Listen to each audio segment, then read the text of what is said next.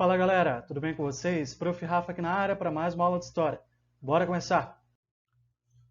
Nosso tema começa na página 229, pega lá para acompanhar comigo. O assunto de hoje é conflitos e trocas culturais no sertão. Você viu comigo na aula passada que a pecuária vai ser uma das atividades responsáveis por promover a interiorização do Brasil, ou seja, o domínio português vai aumentar além do Tratado de Tordesilhas. No tema de hoje, você vai ver mais duas coisas que vão fazer com que o domínio português aumente, que são atividades dos jesuítas, aquele pessoal que veio catequizar os indígenas, e também dos bandeirantes que entravam na mata para capturar indígena para escravizar e também para procurar metal precioso. Então, na aula de hoje, a gente vai ver esses dois movimentos, jesuítas e bandeirantes. Mas para ter uma introdução ao assunto, no parágrafo 2 diz assim: ainda no século XVI, os colonos começaram a explorar o sertão, ou seja, o interior, e tiveram muito sucesso nessa atividade. No início do século XVII, os paulistas, ele coloca entre aspas aqui, né, porque São Paulo não existia como estado, como a gente conhece hoje, mas na região ali de São Paulo, pessoas que saíram de lá já faziam comércio com colonos espanhóis que viviam em Assunção, onde hoje está o Paraguai. E junto com os colonos chegaram os padres jesuítas, que fundaram as chamadas missões jesuíticas ou reduções. A gente já vai falar sobre eles. No parágrafo 3, vai falar que tem um mapa ali, e como você pode ver no mapa, colonos e jesuítas já haviam ultrapassado a linha do tratado, do meridiano de Tordesilhas, e teriam alcançado terras onde hoje é o Amazonas, onde hoje é o Paraná, o Rio Grande do Sul. Então, na aula de hoje, como é que a gente vai ver como é que os colonos conseguiram adentrar nesse sertão, já que apresentava muitos obstáculos, como serras, matas e rios, e também ver o que mudou na América Portuguesa depois disso. Falando dos jesuítas, então, teve uma aula há muito tempo atrás que a gente falou sobre reforma protestante, o momento lá que a cristandade sofre uma ruptura com Martinho Lutero. A Igreja Católica, na tentativa de recuperar fiéis, de aumentar o número de fiéis, faz uma série de reformas dentro da sua igreja que a gente chama de reforma católica ou contra-reforma católica. E uma dessas atividades, mudanças, reformas que a igreja faz é criar a Companhia de Jesus, 1534. E nessa companhia, as pessoas, os clérigos, os religiosos dessa ordem, teriam então que ir para novos territórios, os três principais, América, África e Ásia. Vamos lembrar que a América está acontecendo o processo das grandes navegações, junto com a África e com a Ásia, pelas mãos portuguesas e espanholas, e fala que os jesuítas então chegaram aqui na América Portuguesa, no que a gente chama de Brasil, em 1549. E eles estavam encarregados de uma coisa principal, na verdade duas, né? Catequizar as populações indígenas e catequizar os filhos dos colonizadores que aqui estavam. Ou seja, espalhar a palavra de Deus, espalhar a religião católica pela nova colônia, pelo novo território, né, pela América como um todo. Especificamente, os jesuítas, a gente vai falar deles em território português, em território colonial português, que é o Brasil. Bom, para converter os nativos, ou seja, os indígenas, ao catolicismo, os jesuítas começaram a se organizar fazendo aldeias autossuficientes chamadas de missões, missões jesuíticas, ou também reduções, tanto faz. O que são essas aldeias? Então você imagina uma aldeia em que não precisa ficar fazendo comércio com outros povos, que produz tudo que é necessário para a sobrevivência, assim como você viu o feudo, né? O feudo ele era autossuficiente na Europa medieval. O aldeamento autossuficiente tem essa mesma ideia. Vamos produzir tudo que a gente precisa para sobreviver. E nesse meio tempo, o padre jesuíta que lá estava, 2, 3 padres, dependendo da missão, catequizaria os indígenas que ali estavam vivendo com eles. Então, eles vão começar a organizar a criação dessas aldeias. E dentro dessas aldeias, além de acontecer a catequização, deveria ser adotado o modo de vida cristão. E os costumes indígenas deveriam serem deixados de lado, aqueles costumes que eles aprenderam a vida toda, passado aí de geração após geração. Que costumes seriam esses? Por exemplo, a nudez, né? O padre jesuíta pedia, né, que os indígenas colocassem roupas. O politeísmo não é para acreditar em vários deuses, é para acreditar apenas um só. As práticas de poligamia, ou seja, a relação com várias pessoas. Na cultura cristã é permitida apenas a monogamia, ter apenas um parceiro ou uma parceira. Enfim, a cultura indígena está sendo deixada de lado nesse momento para que a cultura cristã abarque todas essas populações pelas mãos, pelas missões dos jesuítas. O detalhe é que tinham pessoas na América Portuguesa que não queriam catequizar os indígenas, mas queriam escravizá-los. Na página 231 vai falar sobre isso.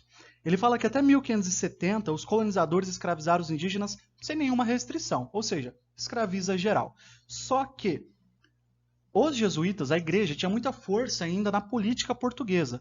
Tanto é que eles pressionaram a coroa portuguesa e Portugal vai proibir a escravização geral dos indígenas, vai permitir que os indígenas fossem capturados apenas em guerra justa. Aí você pergunta, o que é essa guerra justa?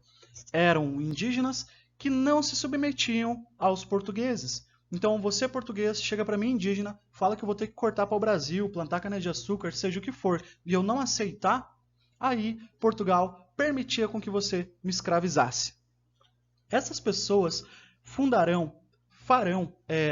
fizeram movimentos, expedições, viagens, e eles serão conhecidos como bandeirantes. No parágrafo 3 fala o seguinte: interessados em obter mão de obra para o trabalho nas lavouras, para as plantações, os paulistas começaram a organizar expedições rumo ao interior. Lembra que no início da aula a gente falou do movimento para o interior? Pois é, eles então farão esse movimento para duas coisas. Primeiro, capturar indígenas para serem comercializados como escravos e também se encontrar metal precioso para enviar para o rei de Portugal começar ali um processo de extração de minérios. Só que ele diz ali que, mas até o final do século XVII, a captura de indígenas foi o objetivo central. Então, dois objetivos principais: capturar indígena e encontrar metal precioso. O primeiro objetivo era o mais importante, era o que carregaria maior energia por parte dessas pessoas. No parágrafo 4 fala que nessas expedições, nessas viagens de apresamento, ou seja, de aprisionar indígenas, os colonos, seguindo o costume dos próprios indígenas tupi, erguiam uma bandeira em sinal de guerra. Por isso, eles foram chamados de bandeirantes, porque eles buscavam bandeiras, porque eles carregavam bandeiras nos seus grupos. Esses bandeirantes, então, quem são?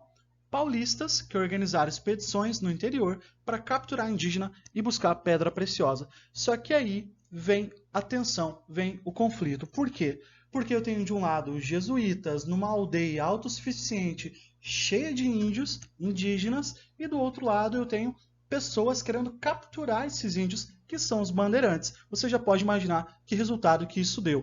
Muitos bandeirantes marchando sobre ou indo até as missões jesuíticas, porque lá sabiam que tinham milhares ou centenas de indígenas disponíveis, entre aspas, para escravização na visão do bandeirante.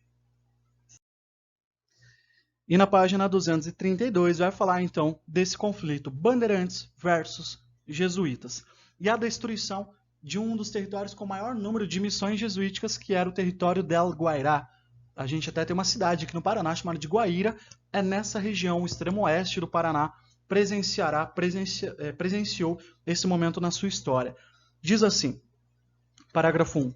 A escravização dos indígenas foi motivo de contínuos conflitos entre padres jesuítas e colonos. O padre Antônio Vieira, por exemplo, que estava aqui no Maranhão, foi expulso por colonos e proprietários de escravos, que não admitiam restrições à escravidão, ou seja, queriam escravizar geral. No parágrafo 2, fala que a prática de escravizar o indígena não se manteve apenas no norte da colônia.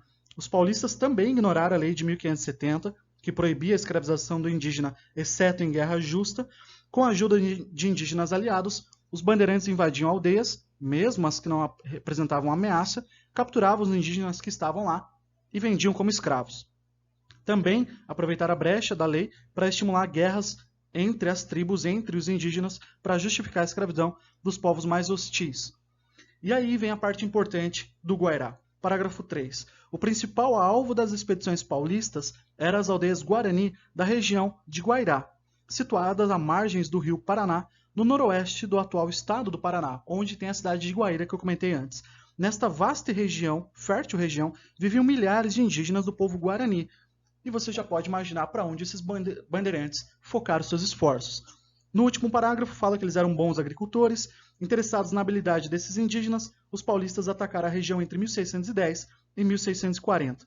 Em pouco tempo, auxiliado por nativos Tupi na localização dessas aldeias, os bandeirantes paulistas destruíram as aldeias Guarani e as 13 das 15 missões, dos 15 aldeamentos que os jesuítas fundaram na região foram destruídas nesse período de tempo, entre 1610 e 1640, pelos bandeirantes.